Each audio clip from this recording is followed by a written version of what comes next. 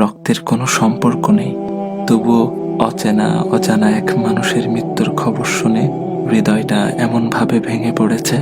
এই ব্যথা কি আগে কখনো অনুভব করেছি? নিজেকেই প্রশ্ন করি। সব সম্পর্ক রক্তে বাঁধা থাকে না। কিছু মানুষ না জেনেই না চিনেই হৃদয়ের সবচেয়ে নরম জায়গায় স্পর্শ করে যায়, আর চলে গেলে রেখে যায় নামহীন এক দীর্ঘ কষ্ট।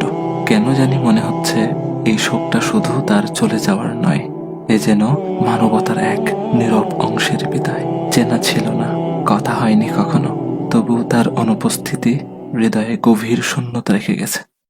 একটা জিনিস খেয়াল করেছেন? আমার ভাই ওসমান হাদিকে গুলি করা হলো জুমার নামাজের পর, আর তিনি তার রবের ডাকে সাড়া দিয়ে চলে গেলেন জুমার রাতে। আহ, কত সৌভাগ্যের মৃত্যু! আল্লাহ সুবহানাহু ওয়া তাআলা আমার ভাইকে শহীদ হিসেবে কবুল করুক, জান্নাতের উচ্চ মাকাম দান করুক, শোকাহত পরিবারকে ধৈর্য ধারণ করার তৌফিক দান করুক।